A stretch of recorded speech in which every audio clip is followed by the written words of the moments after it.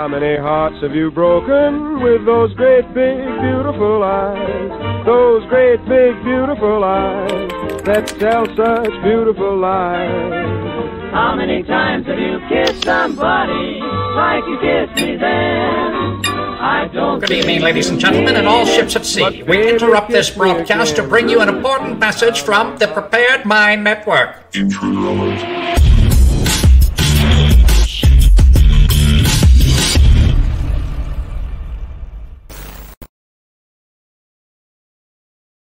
Have you any idea how successful censorship is on TV? Don't know the answer? Successful, isn't it? We have put together, I think, the most extensive and inclusive voter fraud organization in the history of American politics. Voter fraud. We have put together voter fraud. We have put together voter fraud, the most extensive voter fraud organization in the history of American politics.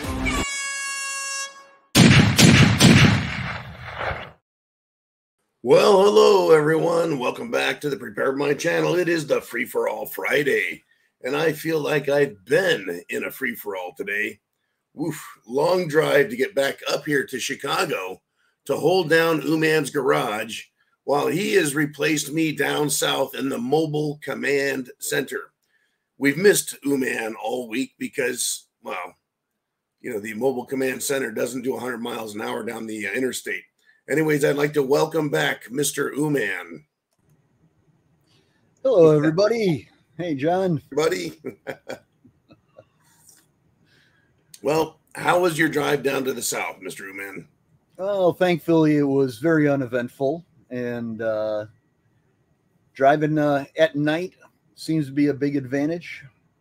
And that way, avoid all the rush hour in the big cities. And learned a good shit hits the fan bugging out lesson when I got down here. And that is, roads will be clogged if there are minor issues along the way. Just minor issues, right? Yep. They were doing a little bit of construction, and I sat in a quarter-mile long backup for 45 minutes, stuck on a bridge. Stuck on a bridge, no less. Nice. Yep. So, in a serious emergency, how far and how fast will people get there? They will not get there very fast if they get there at all. I mean, if there are any incidents on the roads and you're in a place like I was at where it's 2 lanes and there's nowhere to get off, and you're especially stuck on that bridge and you got to keep going, then the only option there is going to be abandon your vehicle. Well, you're towing the Mobile Command Center. Do you think you would make friends very fast?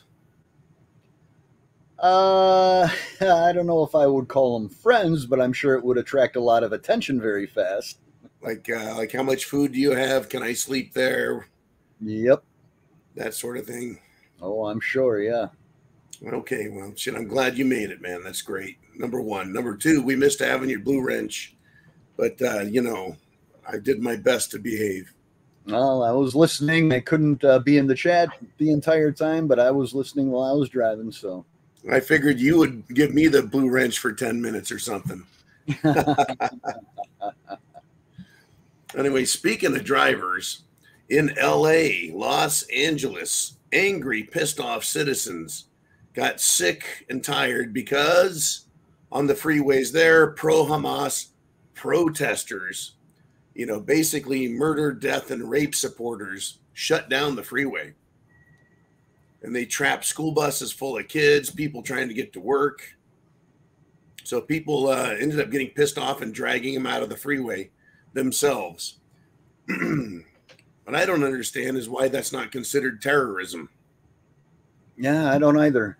Interesting you bring that up as the first thing, because this morning I saw a story where in Chicago, I don't know if it's Chicago or the entire state of Illinois, but they're trying to pass some legislation to make it illegal to interfere with picketing. The bill purports to be about, union workers picketing and not being able to obstruct that by placing obstacles or whatever. But then in the fine print, it says something about any kind of protest as well. So what do you think? So picketers that can might block turn the into? entrance to driveways. Picketers can block the entrance to buildings. Picketers can block the entrance to retail outlets. And that's picketing. And you can't block them, but they can block you, intimidate you, harass you, threaten you, and in some cases, murder you. What could possibly go wrong? Well, I like the South. Down in Florida, if you feel like you're trapped in your car and they surround you, you're allowed to run their dumbasses over. Yep. God bless them. That should be the way it is anywhere, I mean, you don't know what they got. And if you're surrounded by 10, 20, a mob of 100 people, that glass isn't going to keep you safe for very long. Well, what if you are only surrounded by 10, man, and you feel threatened? 10 is enough. I mean, it should be one. You got one guy blocking your way, and, he's being threatening. You should be able to run him over and take him out. Well, that's what I was going to do. I was going to say, is 5. Should you feel safe with 5 people beating on your car? Nope, absolutely not. How about 2? I mean, what? Now, for a little lady is one thing, but for man of the Mobile Command Center, what would you have to see to consider it a threat? A gun, a pipe, a hammer, an axe? What would be the least offensive but still considered the most dangerous item? I don't think it's so much an item that I'd be concerned about, but if they started trying to breach my vehicle, that would be it for me. For me, I think it would be anything other than their fists. Any tool, any item, a bar, a hammer, a board, a pipe, anything that could break my windows easily, I would feel like now I'm threatened, whether it's one or more. Yeah, I mean, it's one thing if they're just like pounding on the hood or they took a kick at your door or something like that. But if they start beating on the glass, trying to break your glass, I don't care if it's with their fists or not. That's a situation where if they breach that glass, they're going to be able to reach in and drag you out or do much worse things to you, even if they can't get you out of the vehicle. Right. For me, they wouldn't need to be beating on the glass. They would just need to brandish a tool while impeding me. And I would feel like, they're going to try and put themselves in a position where they can go through the glass. So the moment they demonstrate they have a tool is when I would feel like now it's time for me to protect myself. Yep. You shouldn't have to wait until that glass gets broken or any other action is taken there. If they are acting in a threatening manner, you should be able to take them out without consequence. Yeah. I'm sure that if you were to have charges pressed against you by some liberal pile of shit prosecutor, you would need to understand how to explain yourself. So that's part of, I think, being prepared up here is understanding the difference between someone being an asshole and someone being a real threat, and then being able to explain that threat. Yeah, well, I think it's more a matter of which way the prosecutor in that jurisdiction leans as to what's going to happen to you. Yeah. Well, they're not going to prosecute if you're in Polk County where Sheriff Grady Judd is. He'd probably say, next time, put some spikes on your truck, John. Yep. Anyways. One of those big cow pushers or something, Right. Yeah. Get a kangaroo, a Joey pusher.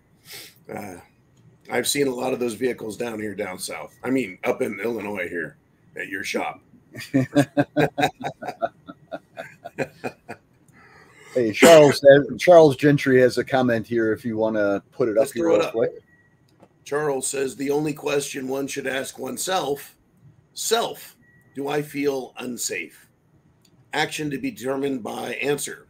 Better to be tried by 12 than carried by 6. I understand the saying and it makes sense. But understanding the jurisdiction you're in If you're in New York City or Chicago, Atlanta, you're going to be greeted by a different 12 than if you're in, say, Fort Myers, Florida. Yeah, I mean, I think it's going to be different. Go to Texas, any red state or red city is going to treat that a lot different than a blue city or state prosecutor would. Now, the car is considered a deadly item if you were to run someone over. So I would think that the standard that could be applied, and I don't know this for certain, and it's something we need to learn and watch, and not too many states have this rule, but you can use deadly force to repel deadly force when you fear you are in great bodily harm or death is imminent. You know, great bodily harm or death is imminent. So you don't just want to feel threatened or unsafe. You need to feel that you are going to suffer great bodily injury, right? Broken head, broken face. Yep. Or death. If they're threatening death and they have weapons or tools, now you can say, I feel like my life is threatened. And all those flags on steel pipes are threatening enough. Those those aren't just pretty little sticks. That's a tool. Yeah, that's why I use the term pipe. But that I apply the lessons taught when I did concealed weapons classes in California and here down south. The same rule seems to apply, and that's interesting, is it not? California says you can protect your own life if you feel great bodily harm or death is imminent. So, anyways, folks, this is some great Christmas talk. Well, hey, I mean, take that standard in California and then apply that to the guy who was jumped by those three guys as he was walking into his house, turned around and shot him, and then got arrested for protecting himself. Yes. Now, where was that at again? That was, I believe, in California. Right. So he's in a blue city. Just about any city in California is going to be that way. Unincorporated areas where the law enforcement is sheriff's deputies, you're going to have a lot of difference in the way you're treated. Yeah, I never heard any follow-up on that. I mean, it could very well be that an arrest is mandatory just because somebody was killed.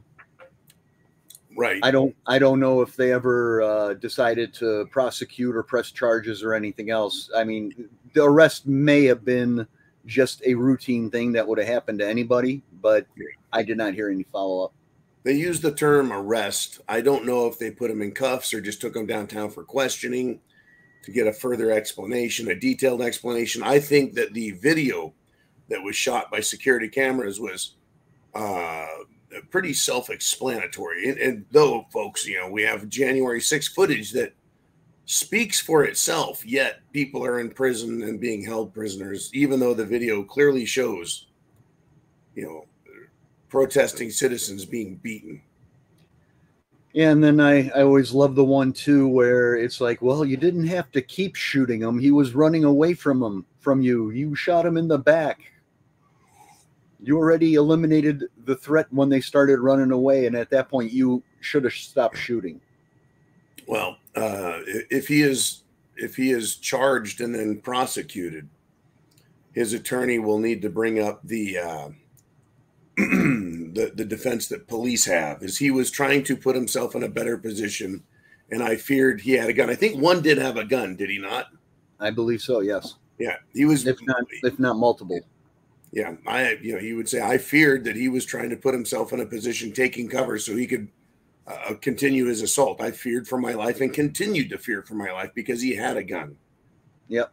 And I cannot speak exactly to the situation because I don't have the details. I wasn't there, yada, yada, yada. But I think that is one of the hallmarks of a good defense is you can say, is a police officer's life more valuable than mine in a self-defense scenario where someone threatened death has a gun, and I defended myself, and I feared for my family, you know.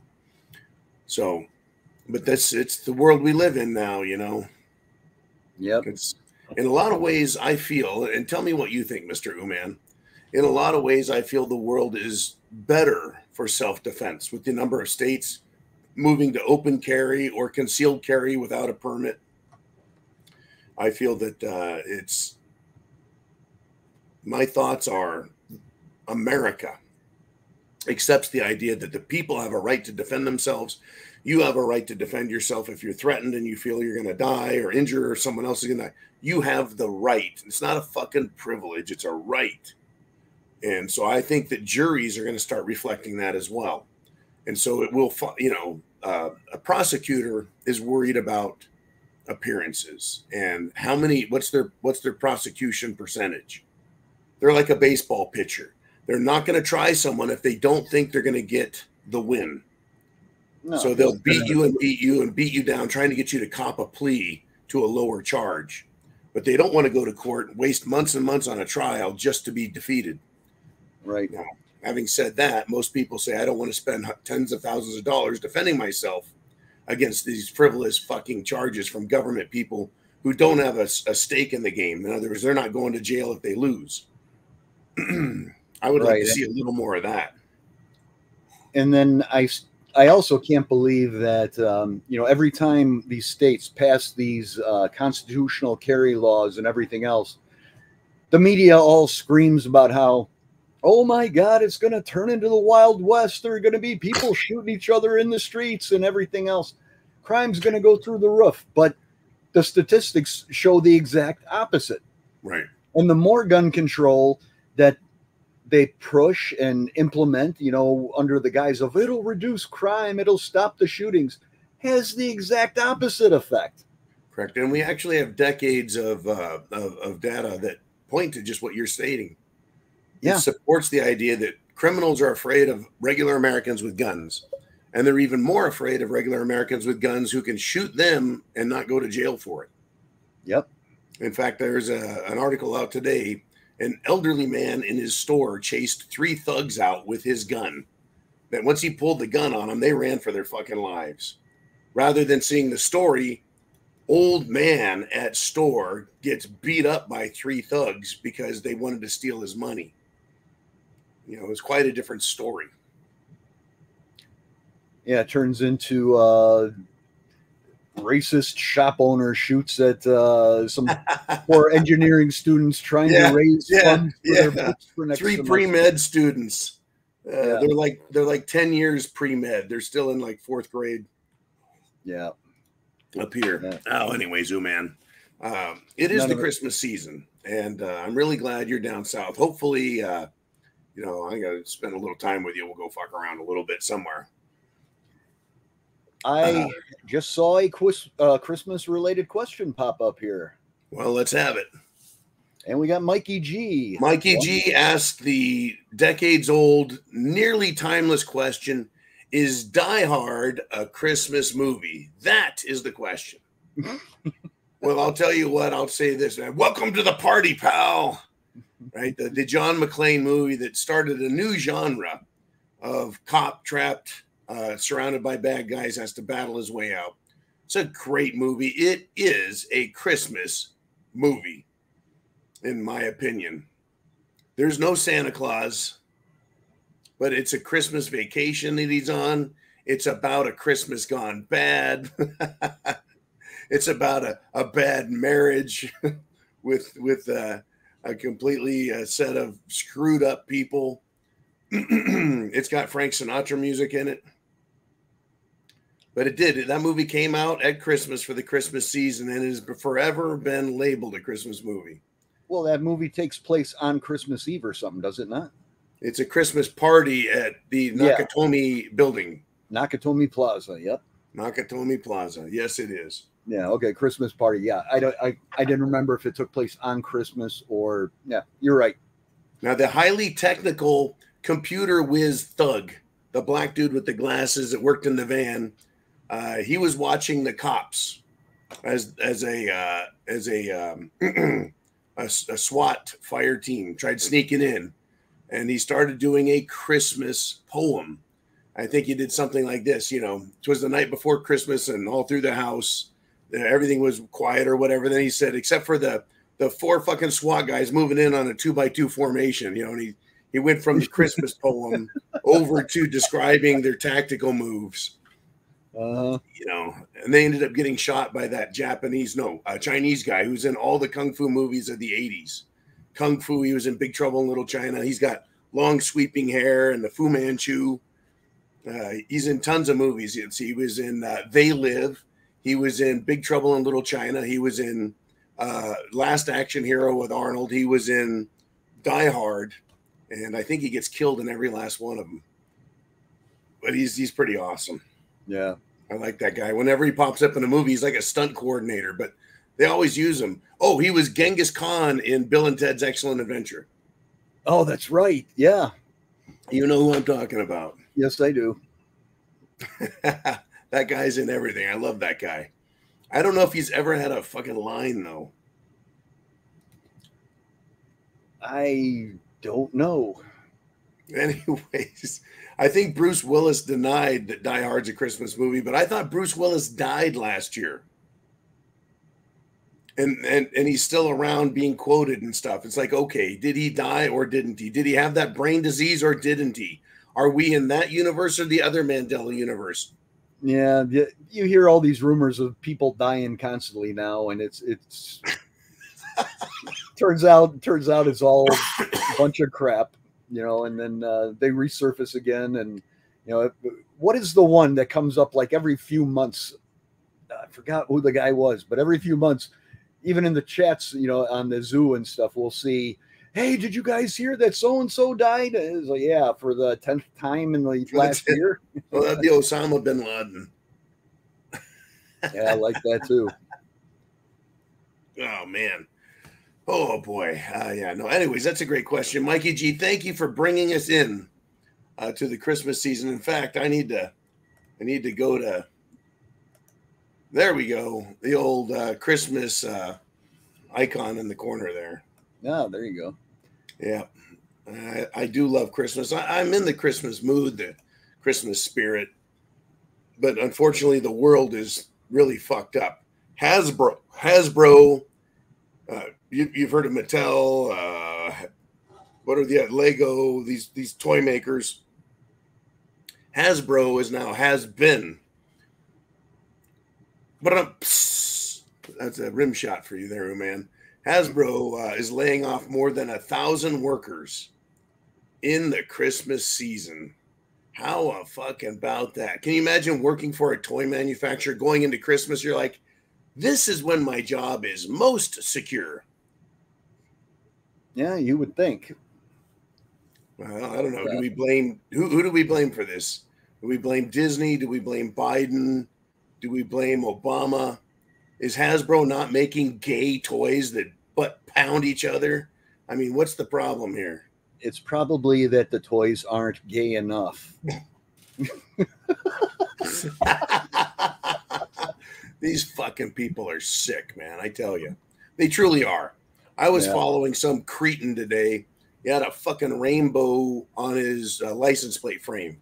And it said, be yourself on the back window. And the word your was rainbow colors. You know, be yourself.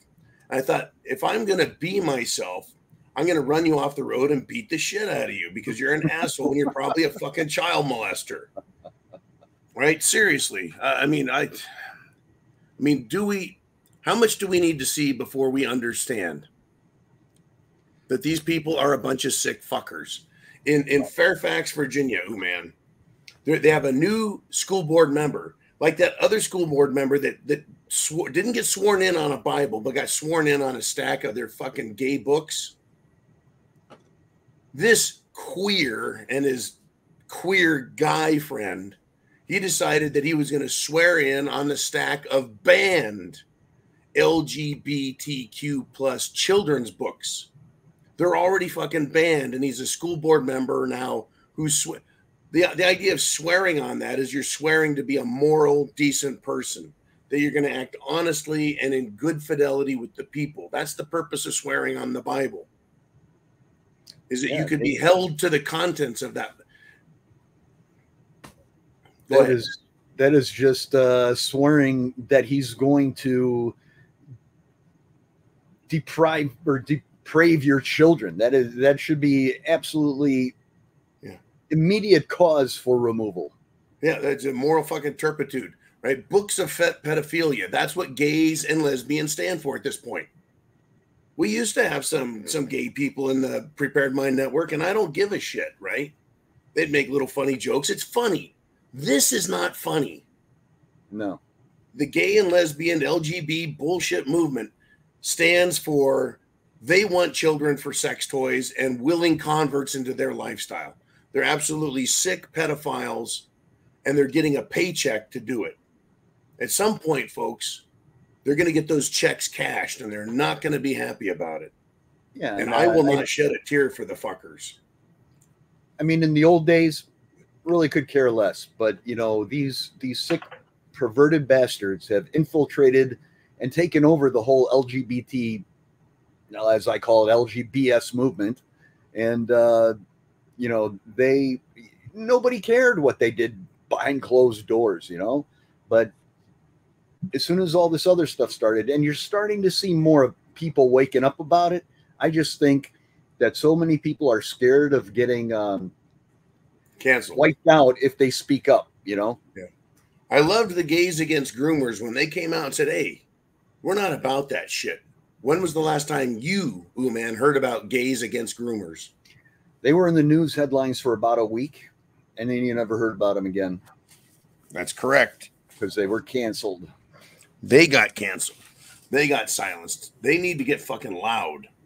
They need to go shut down everything gay. They need to shut down queers for children's books and drag queens and all that, because it is just awful, you know. But they're, like I said, they're going to get what they paid for. You know, similar to people who think Hamas is cute, you know, and they're all worried that, and they're out here letting us know exactly who they are. Anyways, let's get back into Christmas.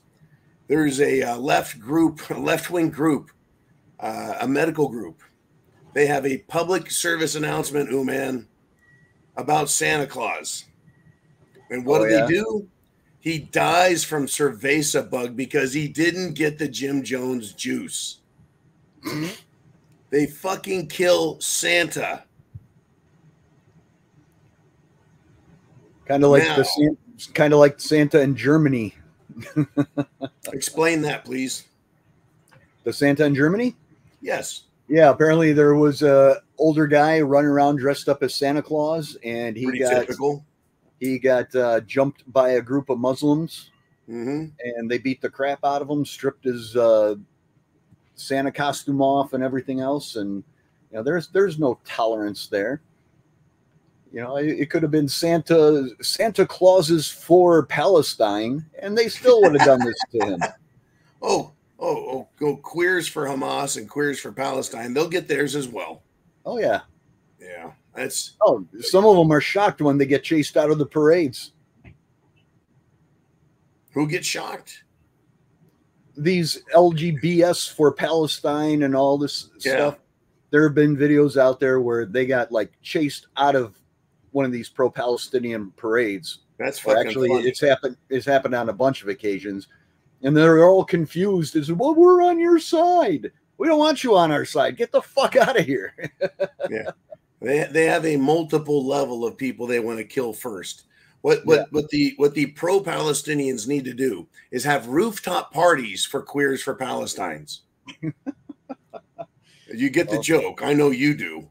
Yeah. Because years ago, the radical jihads and Muslims were throwing gay people off of roofs in the Middle East, and it was getting reported, you know, how dare you throw people off a fucking roof for being gay? And there you go. But these people here in America think, well, you know, they'll like us. Yeah. It's fucked up, man. It's a fucked up world.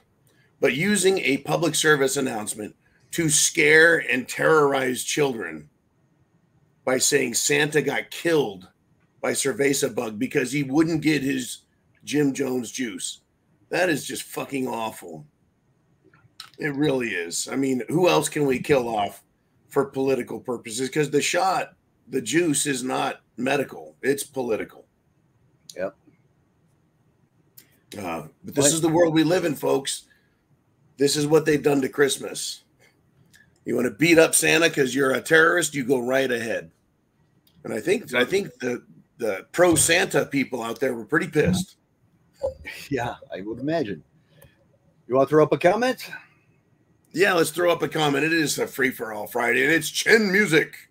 Wild West. What the hell do you call South Chicago or East Houston or New York City?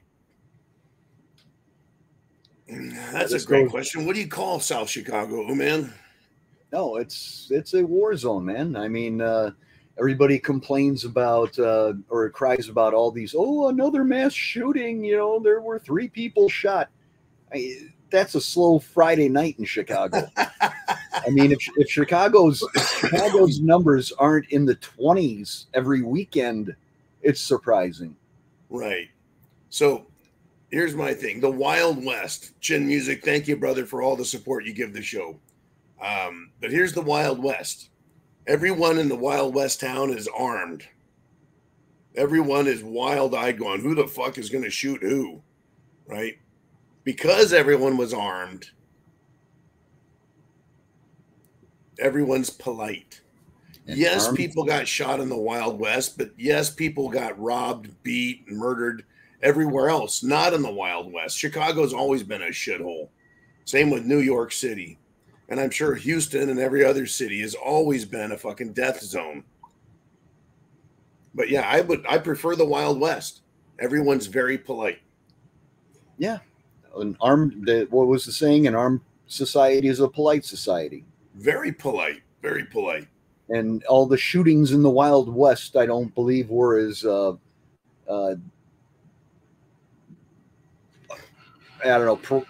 weren't as much as they were exaggerated to be. I think they're, it's been glorified, and I think the numbers of actual shootings, like you saw the shootouts in Main Street, wasn't like a daily occurrence out there.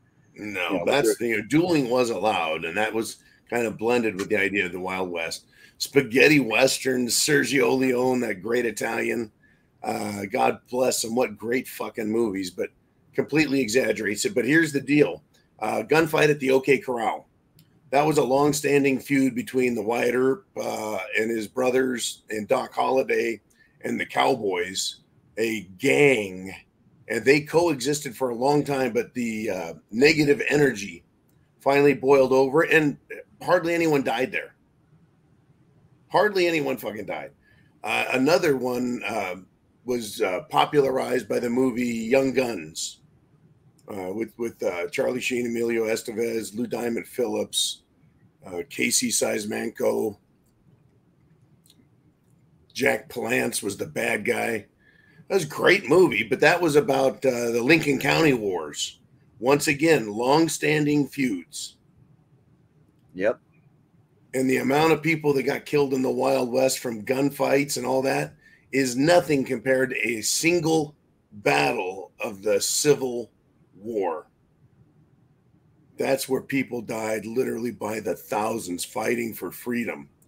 Yep. A gunfight is a freedom fight for one person versus another, relatively speaking. It's when the government gets involved, people die by the thousands. Much different.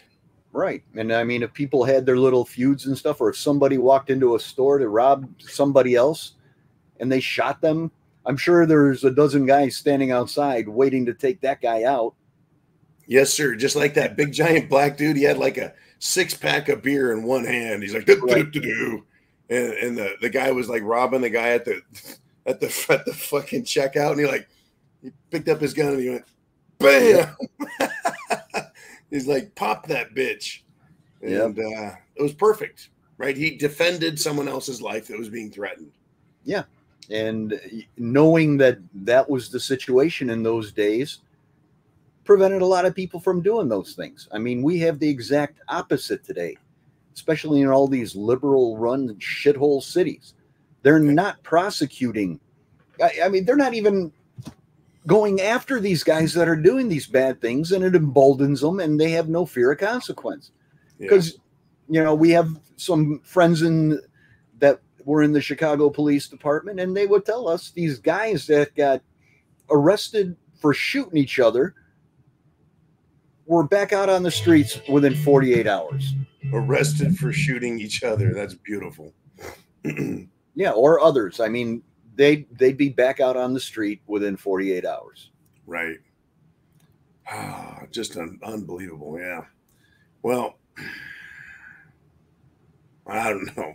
We got looks like Biaxo sent an email through to us here having to do with Frank Wycheck. I remember that name. I used to, back when I gave a shit about football, Frank Wycheck, former Titans tight end. Well, I'm pretty sure the LGBTQ crowd is broken up over this one. They like a tight end or a wide receiver. Anyways, tight end. He was also a Music City Miracle star, right? He dies at age 52. No telling. I don't know anything about Frank Wycheck, but tragedy strikes again. Take a wild guess. You know, Well, super athlete. I don't know.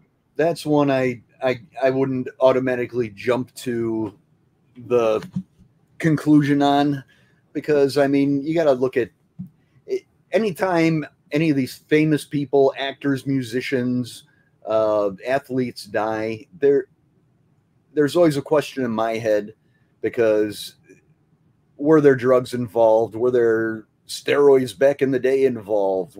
There are so many other factors that are lifestyle related that you got to take into consideration there. You know, let's do steroids with Frank Wycheck being a tight end. You know, he's a super athlete, but he may have used growth hormone or steroids to improve his musculature, right? Yeah, I have no idea. I know nothing about the man, but I mean, whenever I hear, you know, athletes, even the young athletes, I mean, these guys are under so much pressure to be the best, or want to so bad to get into the professional sports stuff that, you know, I'm sure it's never talked about in the obituaries or in the news stories, but I bet you there are a lot of situations where some of those things could be involved. And exactly what I say is, where normally a person might just have some health related issues because of the juice, which we hear a lot about. And again, a friend of mine here, he almost fucking died from it. When I saw him, he was ash white, and he's black, and he was ash white. Couldn't breathe. Fucking heart was fucked up. Guy was in great physical shape. Super cool dude. Anyways, I don't want to say his name. He, and months and months later, he still couldn't breathe, still couldn't climb stairs, still having trouble with life. Now, imagine if you took steroids or other performance-enhancing drugs. They do have a negative effect on the heart. Sure. So you combine that negative effect from the drugs with the Jim Jones juice on top of it, and you go from being a super athlete in great shape to being very affected by it, possibly. I'm not an expert. All those things could exacerbate it or bring it on prematurely. I mean, these might be things that you would have had later in life or naturally anyway. Mm-hmm. But I think my theory is that it's some sort of an accelerant. There you go. That's a great word, accelerant. Well, let's accelerate out of that zone and into this one. In Europe, Hamas and Hamas supporter types have been planning to target Jews. They were captured, arrested. Germany, Netherlands, Denmark. These terror cells are trying to get activated. Now, I think that terrorists are fucking dumbasses. They're low IQ. They're fucking stupid. They're terrible planners. I mean, how hard is it to sit down and plan something and then carry it out, even if it's violence?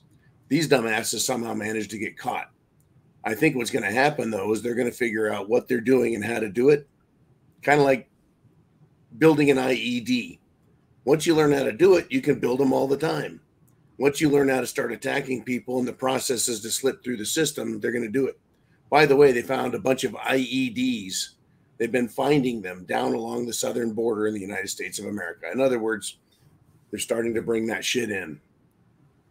It's starting to show up. Improvised explosive devices and Hamas targeting Jews. What do you think of that, Mr. Uman? Yeah, I'm not surprised by that at all. I mean, some of the questionable people that we've seen coming across the border and reports that they have apprehended known terrorists crossing the border and everything else wouldn't surprise me a single bit. Yeah, we have to take care of ourselves. So we got some more questions. I keep forgetting it's a free for all Friday. Yeah, we got 3 more statements here at the moment. A statement, wow. Mr. Orlando, how you doing, brother? He says, hey, guys, just popping up here to show my support today. Merry Christmas to you both and my Prepared Mind family. Let's hope Santa brings a big bag of shit to all the dicks trying to end us. I hope it is a big bag of ripe shit. I remember when I was a kid, you don't want a lump of coal, do you, man, from Santa? When I got older, I realized when the mythical Santa started showing up in the 1800s, it became popularized. You get a lump of coal in your stocking. That's a good thing in all truth. Back then, they didn't actually even have toys. In the 1800s, there were no children's toys. There was no Mattel or Kenner or Hasbro. A lump of coal would keep your ass warm for a day. Yep. And not smell as bad as a cow patty. And not smell like a bag of ripe shit. Thank you, Orlando. Merry Christmas to you, brother. Merry Christmas to everyone, in fact. Okay, we got Mikey G says...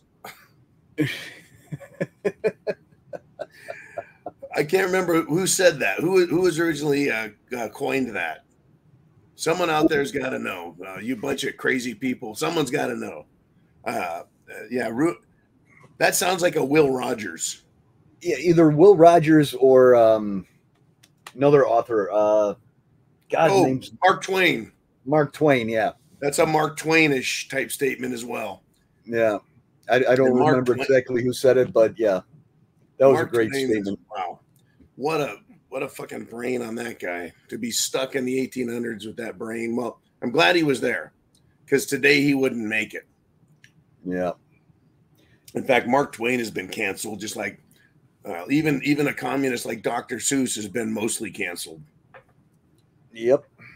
Yeah. Anyways, we got one more for Chin, and I'm going to let you read that while I grab a beer because my throat is getting dry from all this talking. I thought I was just going to pop in. Sorry about that. You get to suffer the pain. All right, Chin is back. He says, notice the land G's distancing themselves from the... Notice the L and G's, that would be lesbians and gays, distancing themselves from the T's and Q's after they opened the door for it. Well, the trannies and the queers.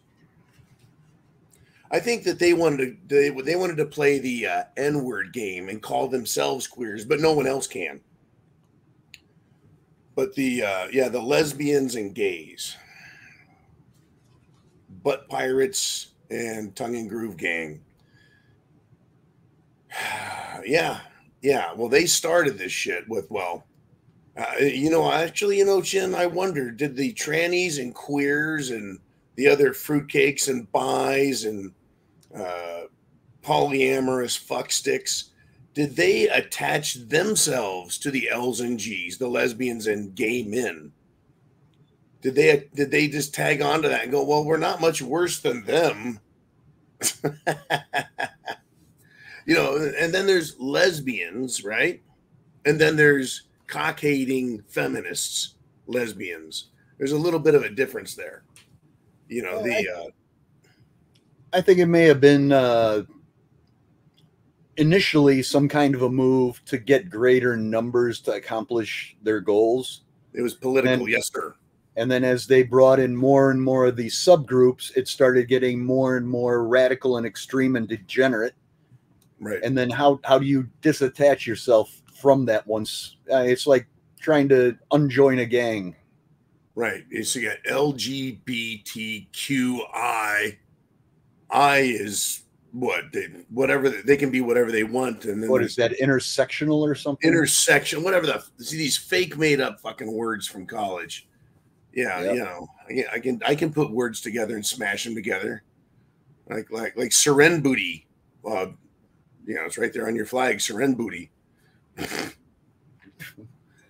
Intersectionality. Well, then you got furries, you know, these people. Yeah. And then you got I mean, when you're stretching, right? Are furries the ones that believe they're cats and need litter boxes in the restrooms?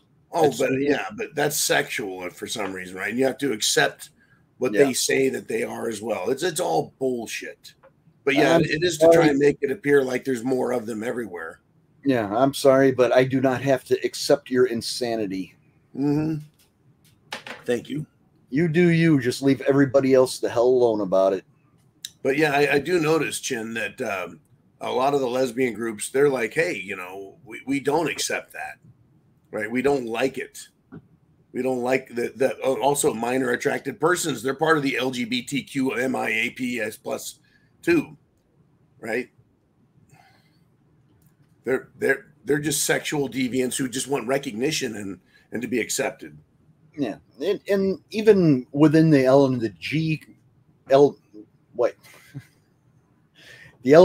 community, I mean, if you go back in the early 1900s, mid 1900s and stuff, there were different levels of that as well. I mean, you had the allegedly Paul Lynde types, and then all of a sudden you got guys in San Francisco wearing their little leather assless chaps parading through the streets, you know? Oh, you're talking about the Blue Oyster Gang. Yeah. Right. So I mean, those two groups are completely different as well, you know? The ultra macho faggots. Yep. The ultra macho faggots. When I went on that my cruise, there were several of those guys, and you just fucking laugh at them. Talk about an angry bunch of fucking dudes, right? But I mean, Liberace. Yeah.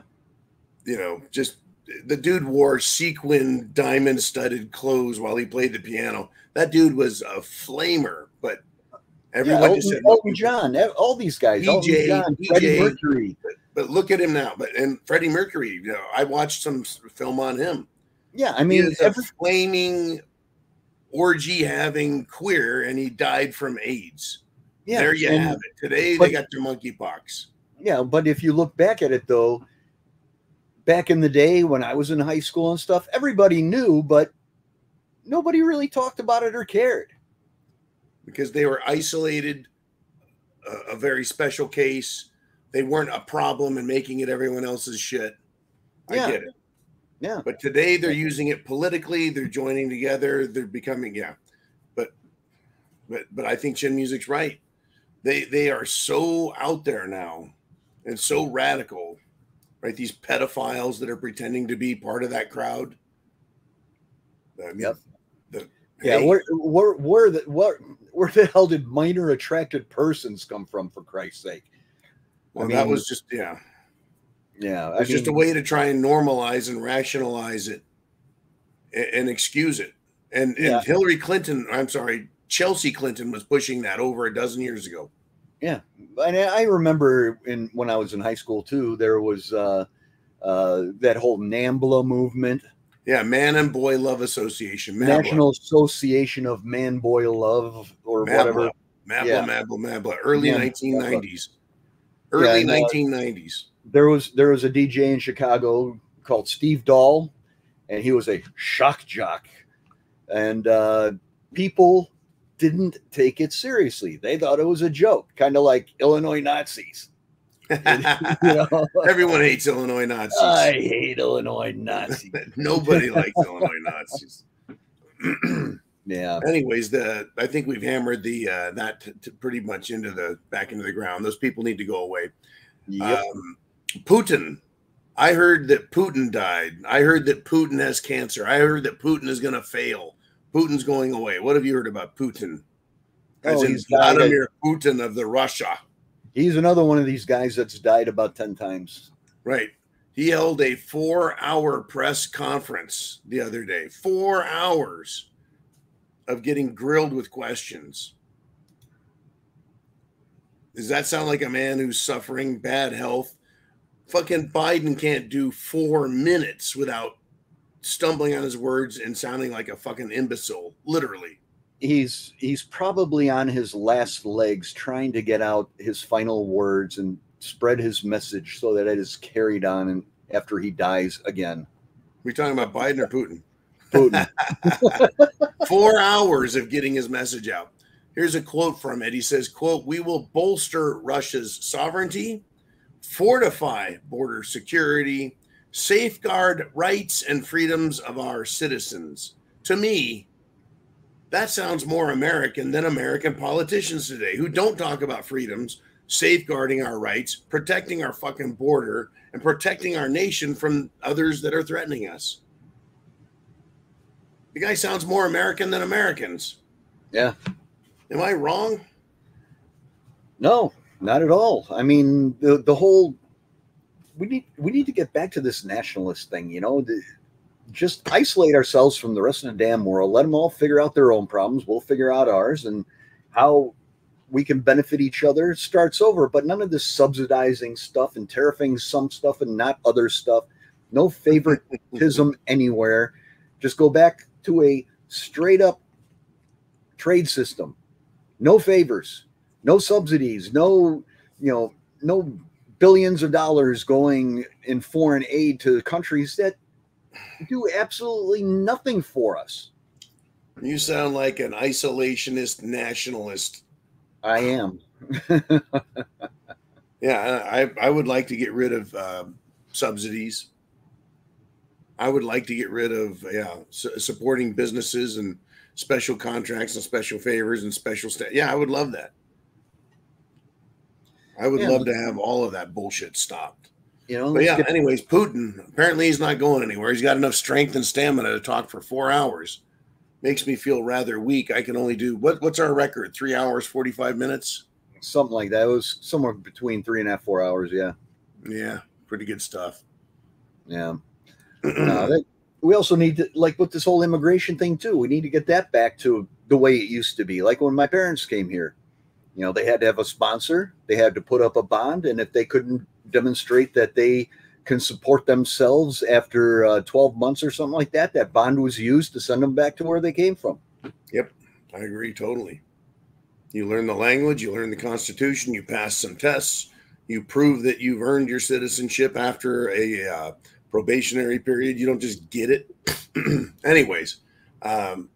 Yeah, I mean, when my folks came over here, their plan was that they were going to, you know, my father's family, a lot of his siblings came over. So their plan was, let's go over there and, you know, check it out for about 5 years and then we'll move back. And thank God they didn't.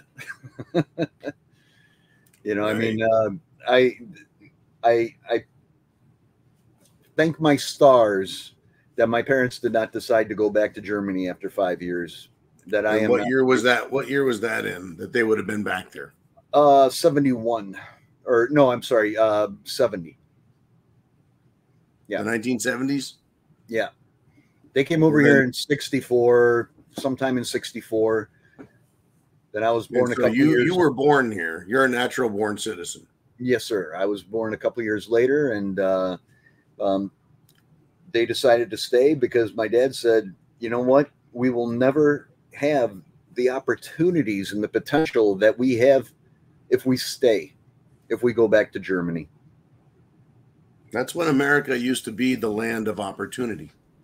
Yeah, and you had to have some kind of a skill that was in demand. My father was a tool and die maker.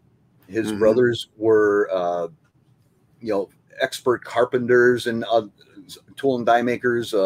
His sister, his sisters were seamstresses and stuff. So I mean, yeah, they They had all had skills. trades. They had trades. They had skills that were in demand, and they were given the opportunities, and they took great advantage of that and became successful because of it.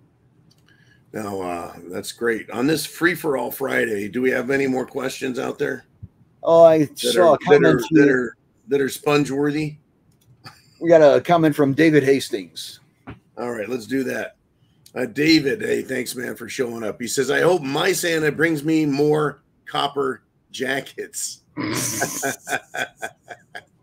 Well, I tell you what, when those go through the wall, they be whistling zippity doo dah. I hope he does too, man. I hope Santa takes good care of you. Let's go out with a bang.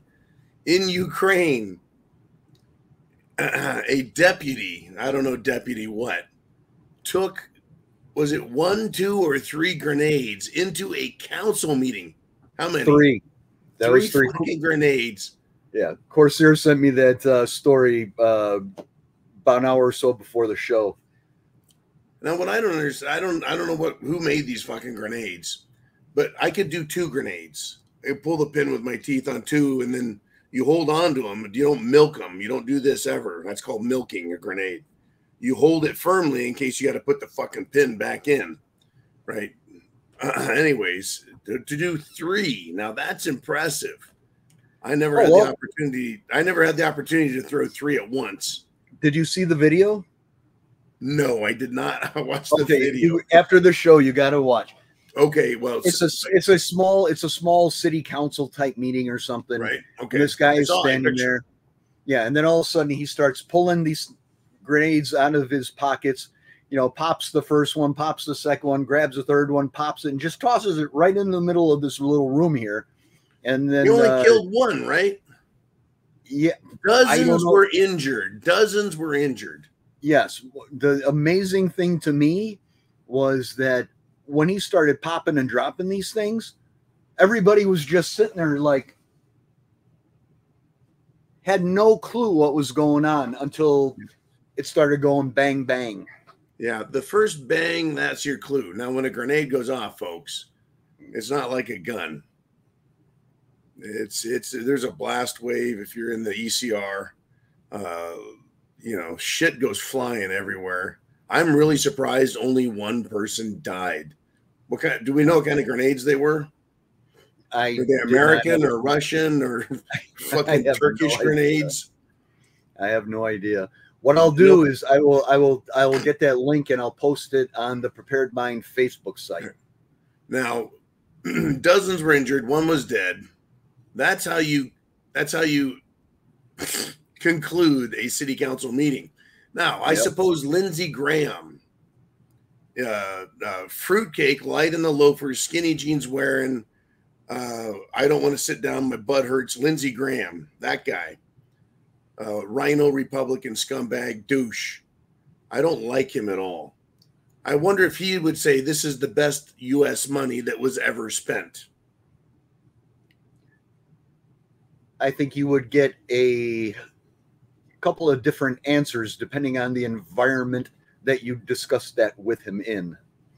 That's what he said when they discussed all the Russians that have been killed by the Ukrainians.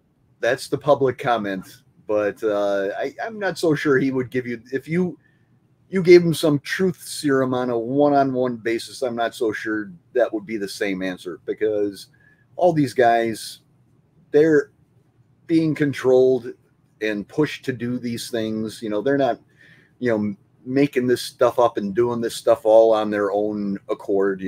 They have their masters and their donors to answer to. Right. It's one thing to vote to go to war or to finance a private war. This is, as far as I'm concerned, this war with Ukraine and Russia, it's financed with public money to benefit private organizations. I don't believe it's for the good of America. Has anyone ever made that fucking case that this is good for America and it serves America's national security interests? I don't understand what that benefit may be. I mean, I could see from NATO's standpoint, Europe's standpoint, why they may have some concerns about that situation. But as far as we're concerned, well, NATO should be fucking embarrassed for violating the agreement they had with Russia by continuing to invite in countries into NATO and expanding the NATO bases and pushing them closer to Russia. Yeah, that was what, the Donbass agreement or something? I can't remember what the fuck it was. I apologize for not knowing. I just know that it's 13 or 14 other countries, or maybe 17, have joined, including former Russian republics. And Lithuania, Estonia, and Latvia. They should also be embarrassed by the fact that they didn't even uphold their requirements to NATO's agreement with not having enough arms on hand. I mean, they're supposed to have a certain amount of munitions in stock, and they were all out of stuff in the first 30 days, right? Right. And that's when the burden fell on our shoulders again. Again, these guys aren't making their monetary requirements. Contributions, they're not. And Trump was holding him to that. He's like, "Hey, you're going to pay your fucking money, or we're going to stop paying." Yeah, and they're not holding up their end on maintaining a certain level of munitions in stock at all times, or anything. You know, it's always United States to the rescue. And quite frankly, I'm sick and tired of it. And even though isolation, I'm one generation removed from Europe. Isolation. As far as I'm concerned, the whole place can burn. They're doing it to themselves, and there's nothing that we should do about it. Well, unfortunately, that's the way things are heading. And then you have these people who are mouthpieces, who are they're excited. Why are you fucking excited that Russians are dying? In order for Russians to die, that means someone else is dying trying to do it. Unbelievable people. What a bunch of assholes. You know, I believe that war is the last resort that you resort to, because it becomes a life and death thing where you put your youthful men, your next generation, at risk. You know, it's you don't do it for light and transient reasons. Like, we need to keep supporting, these rich fuckers who are putting their businesses in Ukraine. Right. And I found out once that war started exactly what businesses are in there, in addition to all of the biolabs. Wow. Anyways, man, we've gone past the hour. I always have fun talking with you, brother. All right. And I'm glad you made it safely. Oh, yeah. Now I'm waiting for the nice weather to show up. And I wanted to say thank you for this. I still have it and all the other ones you sent me. And it says, there comes a time when a man must spit on his hands, hoist the black flag, and begin to slit throats. Well, I have hoisted my black flag here today, so I wanted to thank C for that. He sent that to me a while back. Oh, cool. And I finally found a good place to put it. You realize the Jolly Roger was the flag of the Templar fleet. Yes, sir. Are you a secret Knights Templar, Uman? Oh, you figured it out. Oh. I figured it out. You are running the world from the mobile command center, aren't you? Pay no attention to the man in the mobile command center. All right, man. Well, you have a great weekend. Everyone have a great weekend. Merry Christmas. Get prepared, because chance favors the prepared mind. Go to thepreparedmind.club to get your prepping goodies for Christmas, for Pete's sake. Body armor, Berkey water filters. Oh, by the way, I know there have been complaints about the effectiveness of CBs, shortwave radios, ham radios, all of this equipment. I also believe that a lot of that is affected by the amount of radiation out there, other radio signals and efforts and microwaves and all that. I bet if the power were to go out, our CB range would go up quite a bit. If we weren't being, because the power's out and people aren't just overloading the air with, focus signals. Just an idea. I don't know how to test it. Well, one thing I know is that the Baofangs that I have, they had a fairly limited range. I had the 8-watt ones, you know, the one step up from the $40 ones. They were like 100 and something a piece. And the range was pretty limited there, and I was able to more than triple it by putting a $20 antenna on it. Very nice. Cool deal. Hot tip for everyone. Ask for more copper jackets and a good antenna for your radio. All right. Thanks. All right, everybody. Huh? I was just going to say, have a good weekend, everybody. Thanks for coming out to play. You bet. Parting shot there. Thanks, you man.